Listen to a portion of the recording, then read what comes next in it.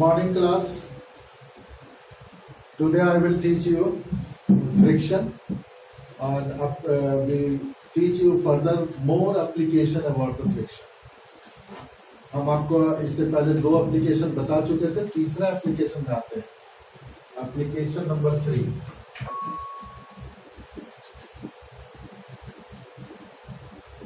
Two blocks, one of 1 kg, other of 2 kg.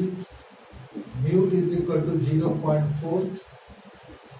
Moving with velocity 10 meter per second, and this one is moving with 20 meter per second. Find the time during which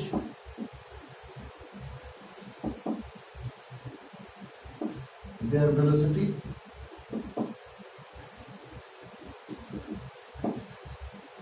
their relative velocities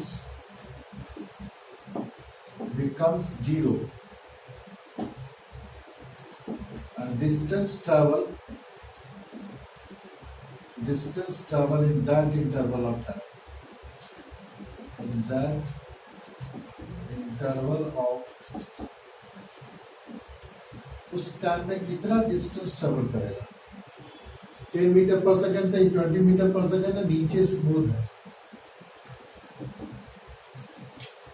2 block of mass 1 kg and 2 kg, 2 block of mass 1 kg and 2 kg kept one over another. The coefficient of friction between both the block is mu and the bigger block and the surface is smooth. Find the time during which their relative velocity becomes 0 and distance travel in that interval of time. तो सबसे पहले इस तरह के question में हम सबसे पहले सोचेंगे क्या कि किस डायरेक्शन में फ्रिक्शन लगेगा। अगर हम पहला ब्लॉक का दिखाते हैं तो ये 10 मीटर से पर सेकंड से, तो ज्यादातर लड़का मिस्टेक करता है कि इसके पीछे लगेगा। ये भी 20 जा रहा है तो इसके भी पीछे लगेगा। ये कॉन्सेप्ट रॉन्ग है। आपको रिलेटिव वेलोसिटी निकालना ही होगा। या तो रिलेटिव वेलोसिटी सोचिए, या नहीं तो सबसे अच्छा बात है कि सबसे ज्यादा वेलोसिटी जिसका होगा उसके अपोजिट फ्रिक्शन लगेगा।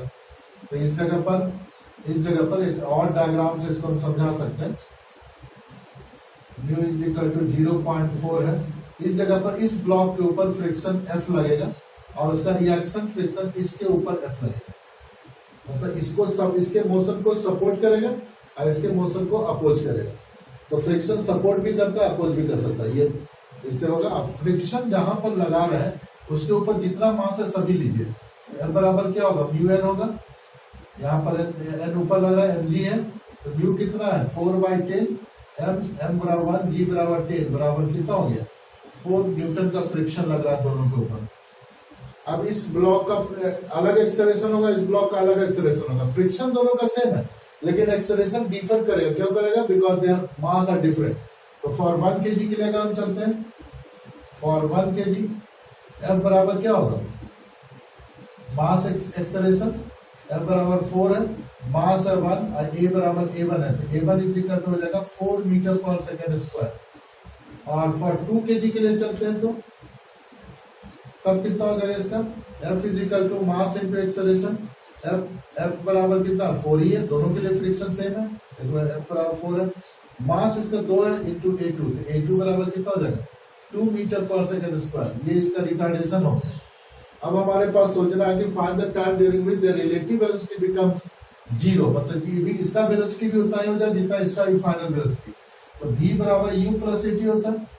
u कितना है, u है 10, a है 4 इंटू t। और इसके लिए कितना हो जाएगा v बराबर u प्लस at। u कितना है 20 और ये माइनस होगा क्योंकि जब वेलोसिटी इधर है फ्रिक्शन इधर लग रहा है। इधर वेलोसिटी था उधर ही फ्रिक्शन लग रहा था, इसलिए इसका प्लस होगा और इसका माइनस होगा इंटू a बराबर कितना निकला 2 इंटू टी। अब बोल रहा कि दोनों का रिलेटिव वेलोसिटी सेम हो जाए, मतलब दोनों का फाइनल वेलोसिटी सेम होगा। रिलेटिव वेलोसिटी 0 हो गया तो दोनों का फाइनल वेलोसिटी सेम हो जाएगा। तो 20 plus 40 is equal to 20, 10 plus 40 is equal to 20 minus 2t, 60 is equal to 30, t बराबर 5 सेकेंड। 5 सेकेंड में दोनों का वेलोसिटी t बराबर 10 सेकेंड।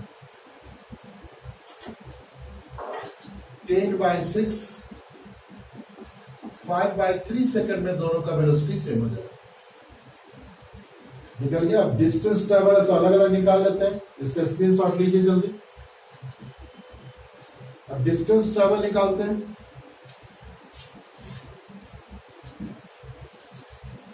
दोनों बॉडी अलग अलग डिस्टेंस ट्रेवल करेगा। हम 1 kg के लिए चलते हैं, यहां पर लिखेंगे S = ut + ½ at²। तो कितना होगा इसका? S u कितना था? 4। u कितना था इसका? 10 था, सॉरी 10। t कितना निकला? 5/3 अब प्लस हाफ। a कितना था? 4 था। into t = 25/9। तो सॉल्व करके जितना भी आएगा 50/3 अब प्लस 2 से 2 कैंसिल हो गया, 50/9 200/9 मीटर।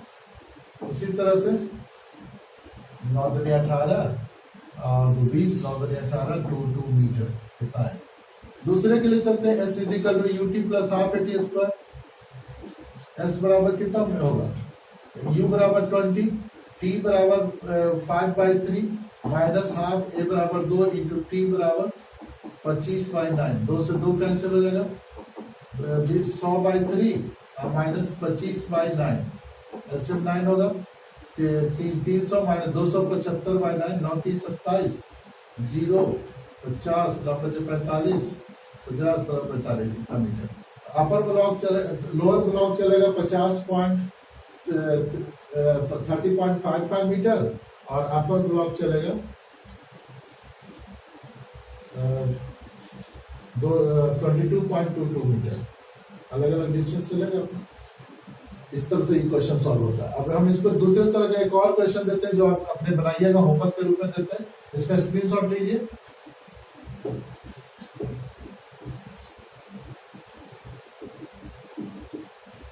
इसमें इस क्वेश्चन में क्वेश्चन का वही प्रॉब्लम है, लेकिन सिर्फ डायरेक्शन अलग अलग है। इसमें डायरेक्शन क्या होगा? 2 ब्लॉक है, एक है मास 1 kg का, दूसरा 2 kg का। ये चल रहा 4 मीटर पर सेकंड से और ये चल रहा है 20 मीटर पर सेकंड से। अब न्यू बराबर 0.2 है, ये स्मूथ है।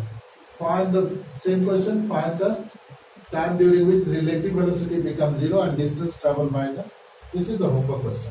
आप इसको घर में बना के देखिए, नहीं बनता पूछिए, कोशिश कीजिए बना दीजिएगा, उसी टाइप से बनेगा। इसमें एक चीज बताते हैं, 20 मीटर पर सेकंड के बड़ा वेलोसिटी है तो इसके अपोजिट इस ब्लॉक पर इधर लगेगा और उसका रिएक्शन इधर लगेगा। फ्रिक्शन हम थोड़ा हिंट दे दिए, आप बनाइएगा इसको।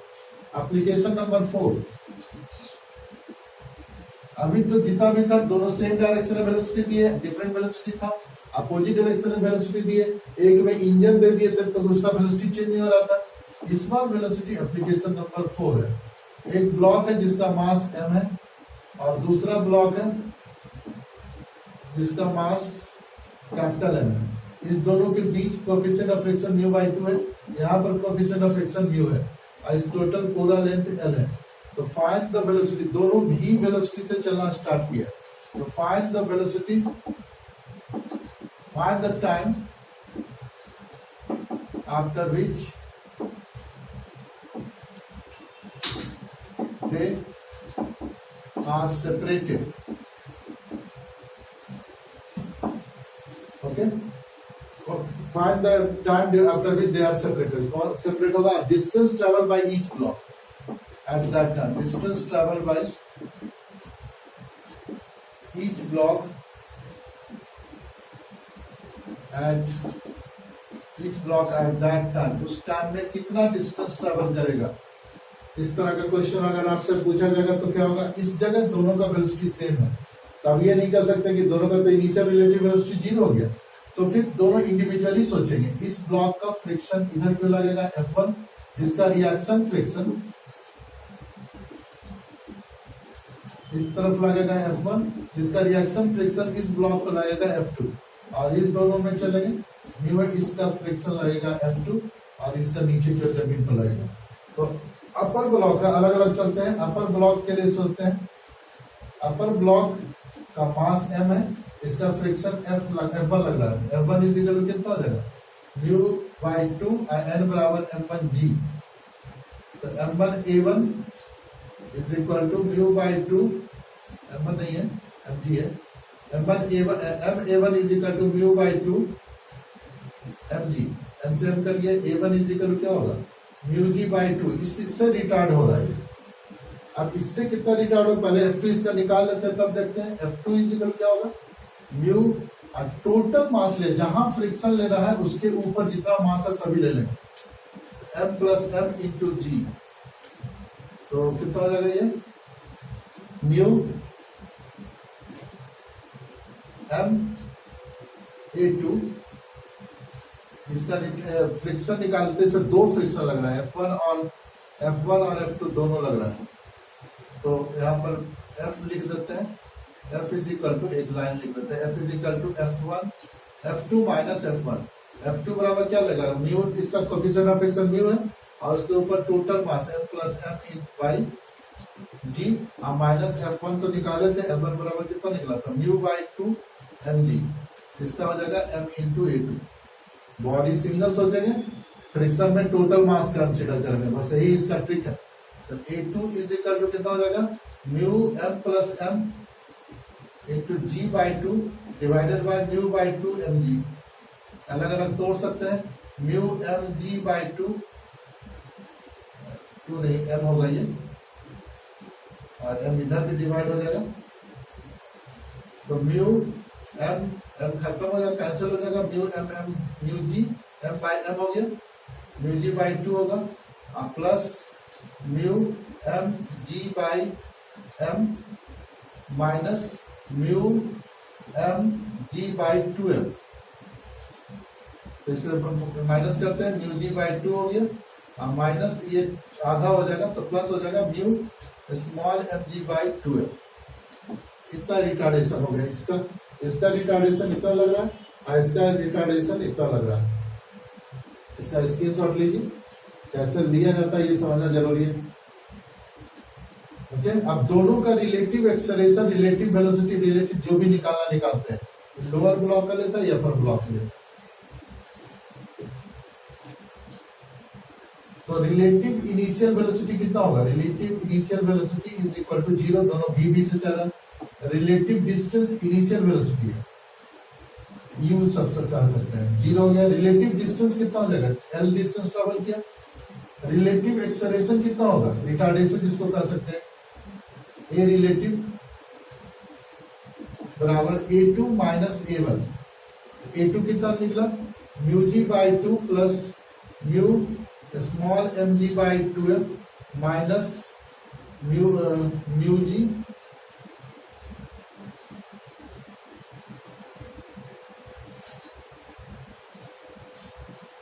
म्यू जी m से कटे, म्यू जी बचेगा,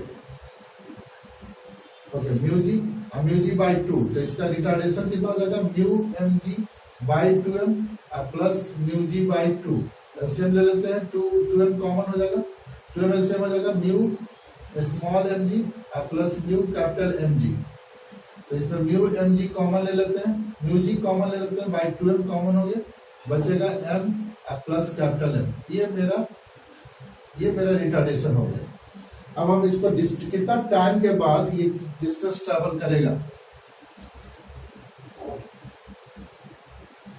तो S बराबर फॉर्मूला चलते हैं, S is equal to UT plus half AT square, ये फॉर्मूला लगा। अब डिस्टेंस रिलेटिवली कितना चला, L चला, तो इसको हम डिस्टेंस L लेते हैं।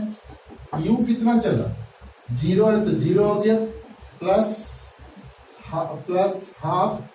हाफ हो गया। A कितना है mu G m plus m by 2m I two T square, तो 4ml बाई mu G m plus m का रूट ओवर बराबर t। इतना टाइम लगा, इतना टाइम में दोनों सेपरेट हो जाएगा और अलग अलग निकालेंगे। s बराबर UT plus half AT square, ये निकाल ही चुके, टाइम ये था, सब्स्टिट्यूट करके बनाइएगा। ये होमवर्क दे देते हैं आपके लिए, टाइम ऐसा टाइम निकाले, अभी क्वेश्चन दिए थे हम आपको, उस तरह से क्वेश्चन आप सॉल्व कीजिएगा। अब तो वेलोसिटी हो गया, वेलोसिटी में क्या किए कि दोनों का, एक इंजन द्वारा वेलोसिटी दिए, दूसरे वाले क्वेश्चन में दिए कि दोनों का वेलोसिटी एक डायरेक्शन में दिए, तीसरे डिफरेंट वेलोसिटी था, दूसरे उसमें एक होमवर्क दिए कि अपोजिट डायरेक्शन में।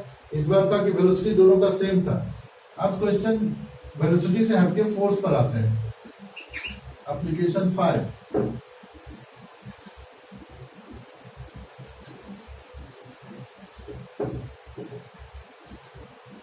एप्लीकेशन 5 कितना होगा? मानते एक ब्लॉक है जिसका मास 2 kg है, दूसरा ब्लॉक है जिसका मास 3 kg है, चौथा ब्लॉक है जिसका मास 5 kg है। अब इस पर 10 न्यूटन का फोर्स लगाया गया। यहाँ पर म्यू बराबर 0.2 है, यहाँ पर म्यू बराबर 0.3 है, यहाँ स्मूथ है। तो find the acceleration of each block, acceleration of each block. अब हम आपको पहले 10 न्यूटन इसको लगा तो फ्रिक्शन इसमें यहाँ लगेगा। अब ये फ्रिक्शन एग्जिस्ट कर रहा है कि नहीं, पहले उसके लिए निकालने के लिए F बराबर क्या निकलेगा? म्यू लिखेंगे। म्यू कितना है? 2/10।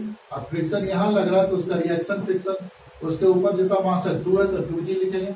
2g बराबर 10 हो गया। और फ्रिक्शन फोर्स लग रहा है 4 न्यूटन। तो 4 न्यूटन चलेगा क्योंकि 10 न्यूटन से चल रहा है, 4 न्यूटन अपोज कर रहा है। तो इसका एक्सेलरेशन कितना हो जाएगा?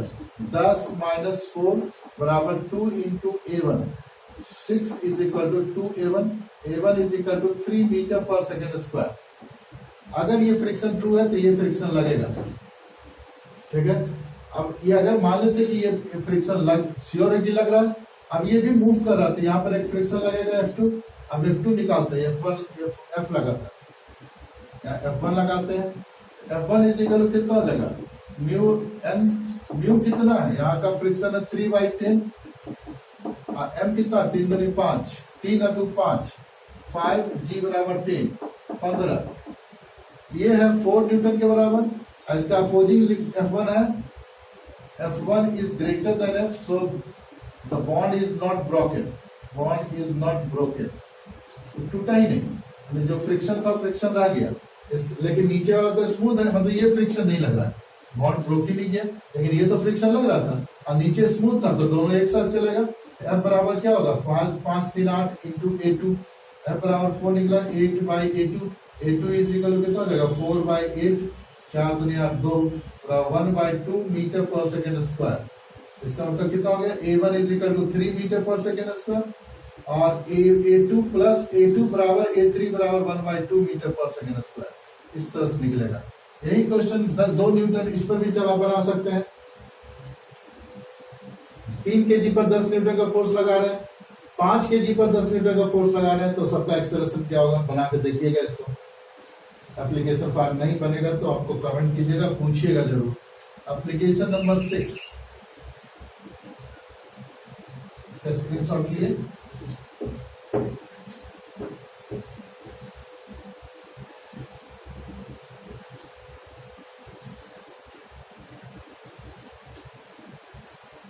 एप्लीकेशन नंबर 6 क्या होगा?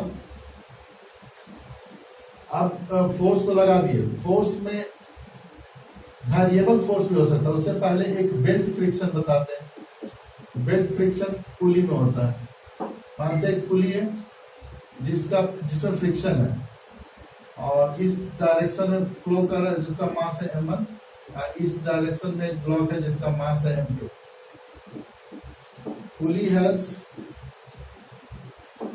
सम फ्रिक्शन, पुली में फ्रिक्शन है, पहला पॉइंट। दूसरा, m2 is greater than m1, where m2 by m1 is equal to n0। तीसरा, if m2 by m1 बराबर n greater than n0, find acceleration, find mu, coefficient of friction क्या होगा? एक question है। पुली में फ्रिक्शन है, m2 greater than m1 है, m2 by m1 बराबर n0 है, तो फाइंड म्यू। म्यू का क्या वैल्यू होगा? इसको बेल्ट फ्रिक्शन कहा जाता है। सबसे पहले इंपॉर्टेंट चीज अभी बताया, इससे पहले रूल में बताया न्यूटन्स लॉ में कि अगर पुली में फ्रिक्शन होगा तो टेंशन डिफर करेगा। मानते यहाँ T1 होगा, यहाँ T1 तो होगा, तो इस डायरेक्शन में T2 होगा। एक ही स्ट्रिंग में ऐसा मिस्टेक कभी नहीं कीजिएगा। मान कुछ लोग बोल देते हैं कि एक ही स्ट्रिंग है तो टेंशन सेम होगा। टेंशन सेम होने के लिए पुली को वेटलेस फ्रिक्शनलेस होना बहुत जरूरी है। अगर उसमें फ्रिक्शन है, मोमेंट ऑफ इनर्शिया है, तो टेंशन डिफर करता है। यहाँ लगेगा m1g, यहाँ लगेगा m2g। क्योंकि ये रेस्ट में है तो T2 by T1 is equal to M2 by M1 is equal to N0, क्योंकि M2 by M1 बराबर N0 दिया हुआ है। T2 बराबर T2 by T1 बराबर दिया हुआ। अब हम इसका फ्रिक्शन निकालते हैं। तो एक छोटा सेक्शन लेते हैं, फ्रिक्शन यहाँ से लेकर के इतना में लग रहा, बेल्ट इतना है, इधर पर बेल्ट लग नहीं रहा, इधर तो में स्ट्रिंग है नहीं, स्ट्रिंग यहाँ से लेकर के इतना दूरी में नहीं है, इतना दूरी में स्ट्रिंग है। तो एक छोटा सेक्शन लेके बनाते हैं। मानते एक छोटा सेक्शन लिए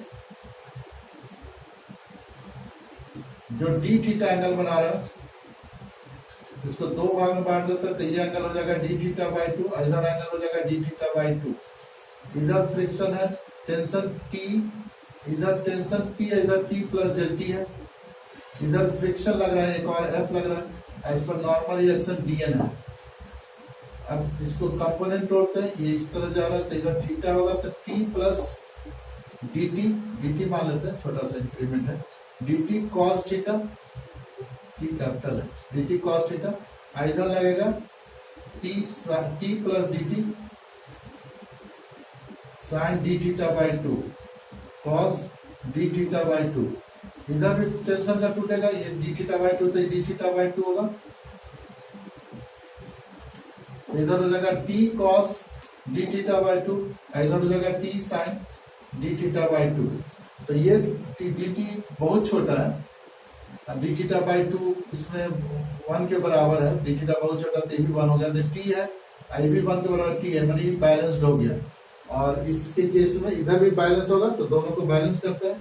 तो dN इज इक्वल टू, ये रिलेशन एक मिला था, dN इज इक्वल टू बचेगा T plus d theta by 2 और T प्लस dt sin d theta by 2 को लिख सकते हैं d थीटा बाई 2, लेकिन since d theta by 2 is very small, so sin d theta by 2, since d theta by 2 is very small, therefore sin d theta by 2 is equal to d theta by 2 and cos d theta by 2 is equal to 1।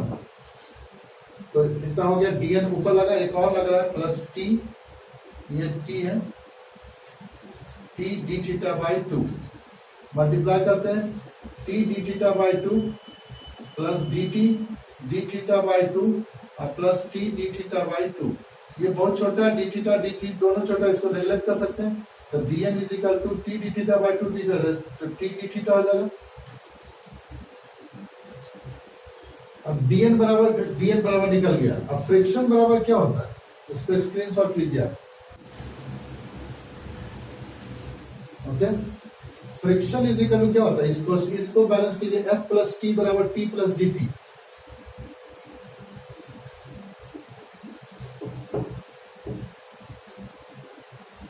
F plus T बराबर T प्लस dt, T से T cancel, F बराबर dt, F बराबर mu dN होगा, dt mu, dN का value निकाल दिए, T d theta बराबर dt, तो T से T कर गया।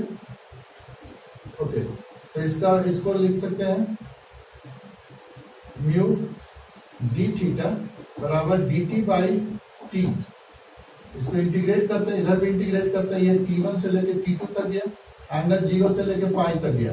म्यू कांस्टेंट है, इसका इंटीग्रेशन थीटा होगा 0 टू पाई, और इसका इंटीग्रेशन होगा ln t मॉड है, ये इंटीग्रेट लिमिट है t1 से t2। Mu pi minus 0 mu pi हो जाएगा, this is equal to ln T2 by T1, log m minus log n बराबर होता है log m बाई 1, और T2 बाई T1 बराबर n0 दिया हुआ था, इसको लिख सकते हैं ln n0, therefore mu is equal to हो जाएगा ln n0 by mu, n0 by pi.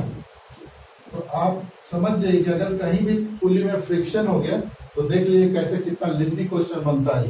Friction होने का मतलब ये कि आपको रियल लाइफ में आप जुड़ गए, फ्रिक्शन है, हम बिना फ्रिक्शन में कुछ भी नहीं है, हम न्यूटन लॉ से बता दिया कि स्मूथ सरफेस है, दिस इज नॉट पॉसिबल। वो एकदम हाइपोथेटिकल लाइफ है, ये रियल लाइफ है। रियल लाइफ में इतने सारे प्रॉब्लम्स क्रिएट हो सकते हैं। अब बोल रहा है कि अगर T1 M1 by M2 का रेशियो बढ़ जाए, n हो जाए, तब क्या करेंगे? इसका स्क्रीनशॉट लीजिए।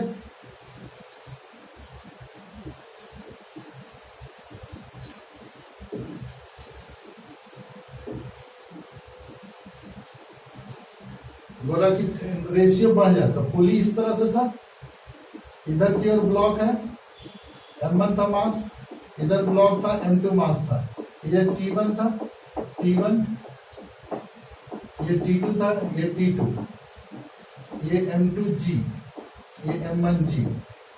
तो ये नेचुरली भारी है, तो ये ऊपर A से इधर जाएगा, ये A से। एक्सेलरेशन सेम करेगा, टेंशन यहाँ पर फैक्टर नहीं होगा, क्योंकि स्ट्रिंग इक्वल डिस्टेंस ट्रेवल कर रहा है। तो इसके लिए इक्वेशन हो जाएगा T1 माइनस M1G बराबर M1A, और इसका कितना हो जाएगा M2G माइनस T2 बराबर M2 into A।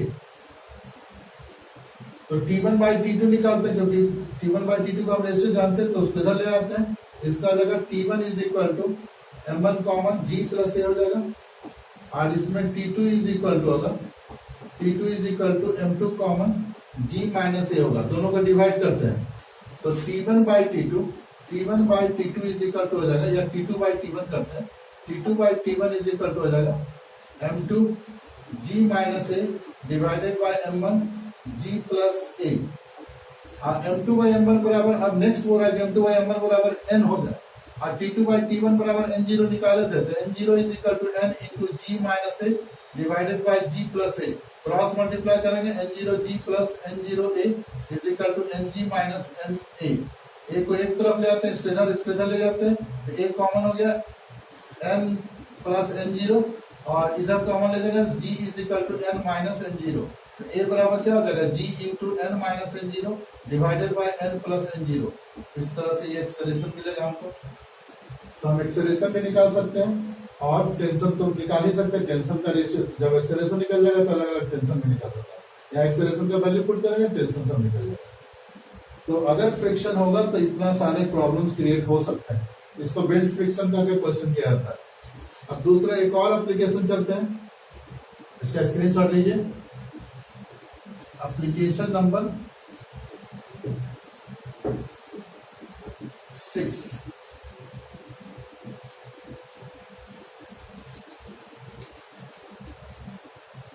Application number 6, अगर दो ब्लॉक है, एक है M1 है और दूसरा M2 है, यहाँ पर म्यू बराबर 0.2 म्यू1 है, ये म्यू2 है, एंगल थीटा है, और म्यू1 इज ग्रेटर देन म्यू2 है। नीचे का फ्रिक्शन दोनों का, नीचे वाला का कोएफिशिएंट फ्रिक्शन ऊपर वाले से ज्यादा है, तो बोथ हैव सेम एक्सेलरेशन,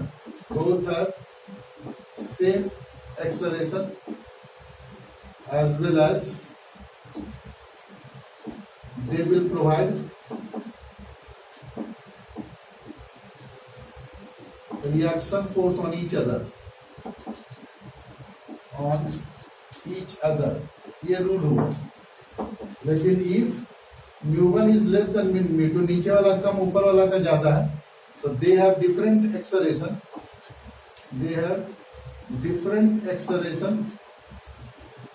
अलग अलग एक्सेलरेशन मान के बनाएंगे, और they will not provide reaction force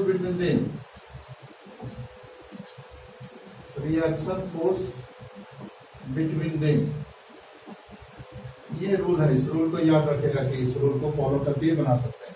अगर ये कम है तो अलग अलग सोचेंगे, और अगर दोनों का जैसे म्यू1 ग्रेटर था म्यू2, तो इसको इस तरह से फोर्स लगा के दिखा देते हैं। अब या अगले क्लास में देखेंगे, आप कमेंट कीजिए इस पे, नहीं बनता तो रूल यही फॉलो करेगा आपको। उसके बाद एप्लीकेशन नंबर 7 में चलते हैं, इसका स्क्रीनशॉट लीजिए रूल का।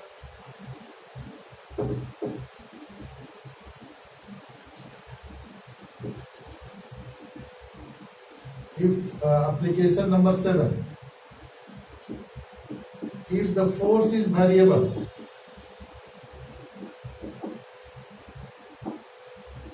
अगर फोर्स वेरिएबल लग रहा है तब क्या होगा? मानते एक ब्लॉक है जिसका मास 1 kg मान लेते हैं या 2 kg 1 kg मान लेते हैं, और एक और ब्लॉक है जिसका मास 2 kg है, और इस पर 40 करके फोर्स लग रहा है, टाइम के साथ फोर्स बढ़ते जा रहा है, F = 4c, और म्यू बराबर है 0.2, म्यू के म्यू दोनों सेम है, तो फाइंड द, अब नीचे स्मूथ है,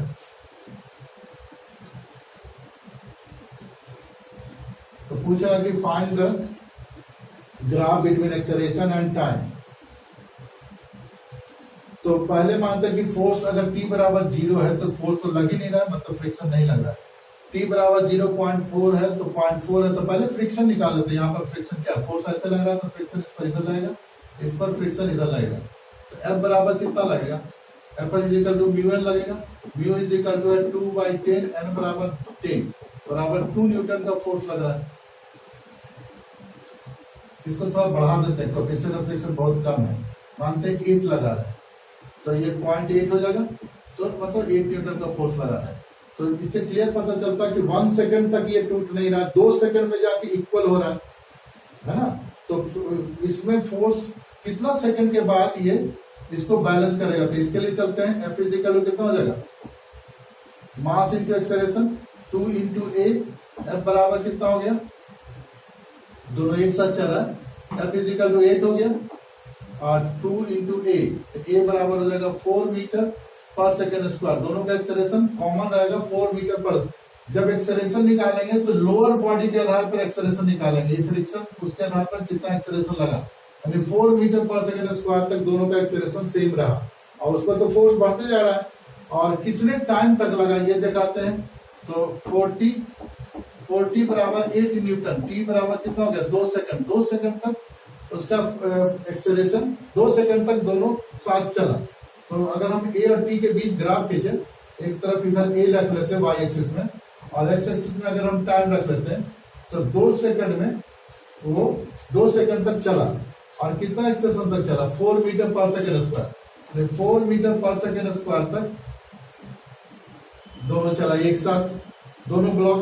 उसके बाद सेकंड वाला ब्लॉक चलता ही रहा, उससे फोर्स से ज्यादा इसका हो ही नहीं सकता है, लेकिन अपर ब्लॉक को चलेगा, ये चला सेकंड ब्लॉक है, यानी A2 के लिए चला। अब A1 के लिए यहाँ A1 एंड A2 होता है, A1 = A2 था पहले, यहाँ 2 सेकंड तक, और उसके बाद 2 सेकंड के आगे बाद A2 का एक्सेलरेशन सेम ही रहा, 4 मीटर पर सेकंड, 4 मीटर पर सेकंड स्क्वायर रहा। लेकिन A1 का क्या होगा? A1 का ग्राफ निकालते हैं, 40 - 8 बराबर 1 × 8 A1, तो 40 t को कर लेते हैं अकेला, t - 2 बराबर A1/4, या इसी में चलते हैं। चलो A1 = कितना हो जाएगा? A1 = 40 - 8। तो अगर हम इक्वेशन स्ट्रेट लाइन पढ़े तो y = mx + c होता है, स्लोप इसका 4 होगा, और इंटरसेप्ट -8, यानी नीचे कट करेगा कहीं पर, इस तरह से जाने लगेगा A1, तो ज्यादा ही दिखा दिए, इस तरह जाने लगेगा A1, और कट करेगा यहाँ पर, इस जगह पर -8 हो जाएगा, -8 इसका इंटरसेप्ट हुआ, कोएफिशिएंट 4 हुआ, थीटा बराबर tan 1/4, इस एंगल को बनाते हुए आगे बढ़ रहा है। तो A1 का इधर एक्सेलरेशन होगा, A2 का इधर एक्सेलरेशन होगा। जनरली ग्राफ ही इसमें पूछता है, इस तरह से बना करके आप देखिएगा, अगर फोर्स वेरिएबल होगा तो। एप्लीकेशन नंबर एक, इसको स्क्रीनशॉट लीजिए। एप्लीकेशन नंबर चलते हैं 8 में।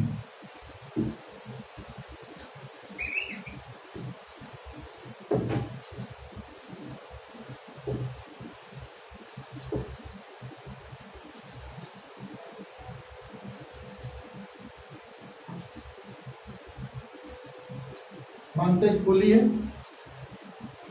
उस पर एक प्लेटफॉर्म के साथ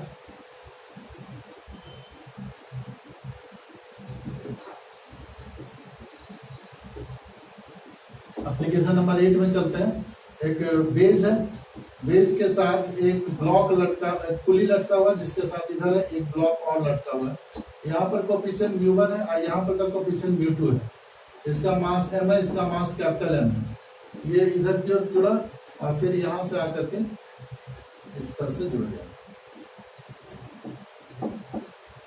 तो फाइंड द एक्सेलरेशन या टेंशन, एक्सेलरेशन निकालिए। तो हम अलग अलग सिर्फ फोर्स दिखाते हैं, आप इसको बना के इसको भी दिखाइएगा फोर्स कैसे लिया जाता है, और सभी रूल को फॉलो करते रहना होगा। पहला रूल कि अगर पुली, इसमें टेंशन P है, इसमें टेंशन P है, इसमें टेंशन P है, ये T है, ये T, इधर T, इधर T। तो अगर टेंशन पुली किसी बेस से अगर पुली अटैच है तो जो टेंशन पुली पर लगेगा वही बेस पर लगेगा। तो एक टेंशन इधर लग रहा है, एक टेंशन इधर लग रहा है। देखो गया, ये टेंशन T लग रहा है, ओके। ये नीचे की ओर आ रहा है, मतलब इस ब्लॉक पर फ्रिक्शन ऊपर की ओर लग रहा है, तो इसके ऊपर नीचे की ओर फ्रिक्शन लग रहा है। ये ब्लॉक इधर जा रहा है तो इस पर फ्रिक्शन इधर की ओर लग रहा है, F2 ले लेते हैं, इसको F1 ले लेते हैं। और इसका नॉर्मल रिएक्शन N1 होगा या N2 ले लेते हैं, और इसका वेट होगा mg, और इस पर ये धक्का दे रहा है तो इधर पर एक और एक्सेलरेशन N1 होगा। इतना फोर्स लग रहा है इस बॉडी पर। अब छोटे वाला ब्लॉक पर क्या फोर्स लग रहा है? फोर्स है इधर ऊपर लग रहा है T, नीचे लग रहा है mg, और इस पर लग रहा है N1, और इस पर सूडो लग रहा है ma। अगर इसका एक्सेलरेशन a है, इसका ब्लॉक का a है इधर, तो इसका एक्सेलरेशन 2 है। क्यों? क्योंकि इस ब्लॉक पर T टेंशन लग रहा है और इस पर टेंशन 2T लग रहा है, इसका T और T 2T, तो डबल होगा तो एक्सेलरेशन आधा होगा। इसका 2a होगा तो ये नीचे आ रहा है 2a से, ये इधर जा रहा है a से। अब अलग अलग इक्वेशन लिख देते हैं, आप इसको बनाइएगा। N1 इज इक्वल टू दिया हुआ है ma, एक इक्वेशन मिल गया। और दूसरा इक्वेशन है उसी के लिए mg माइनस टी बराबर m इंटू 2ma, ये पहला इक्वेशन हो गया। दूसरा छोटा वाले ब्लॉक के लिए, इसके लिए एक्स एक्सिस में चलते हैं। एक्स एक्सिस में क्या क्या फोर्स लग रहा है? T और F2 लग रहा है और N1 लग रहा है, तो 2T minus F2 minus N1 is equal to capital M into A, okay. और 2T बाद में F2 का वैल्यू पुट करना होगा, 2T बराबर लिख देते हैं। यहाँ पर μ2 है तो μ2 N2 minus N1 is equal to M into A। अब N2 का μ2 है, ये N2 का वैल्यू निकालते हैं तो N2 बराबर किधर लग रहा है? ऊपर। N2 ऊपर में लग रहा है और नीचे में लग रहा है mg, T और F1। इसमें एक फ्रिक्शन और लग रहा है, फ्रिक्शन छूटा, इसका फ्रिक्शन F1 लगा था, तो mg T माइनस यहाँ पर एक छूट गया, minus F1 is equal to 2ma होगा। F1 का वैल्यू पुट कर सकते हैं, mg minus T minus μ1 N1। N1 तो हम जानते हैं, N1 का वैल्यू पुट दिया हुआ बराबर 2ma। N1 का वैल्यू पुट करेंगे, ये दूसरा इक्वेशन हो गया।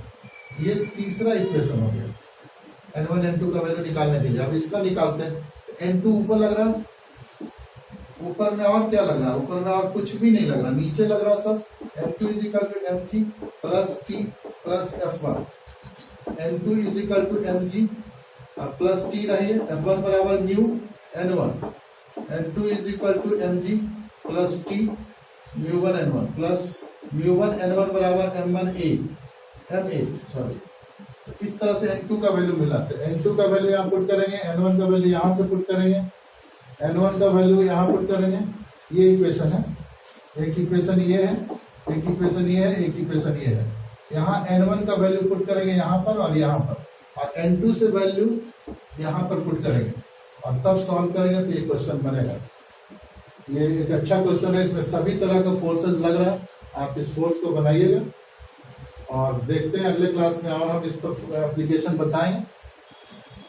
इसको कोशिश करिएगा जरूर, आप कमेंट्स लिखिएगा, आप क्वेश्चन बना करके दिखाइएगा, भेजिएगा, नहीं तो हम फिर भेजेंगे। इस ईमेल एड्रेस पर भेजिएगा बना करके, mohansarclasses@gmail.com, हम उसको जरूर रिस्पॉन्स करेंगे। Okay, thank you.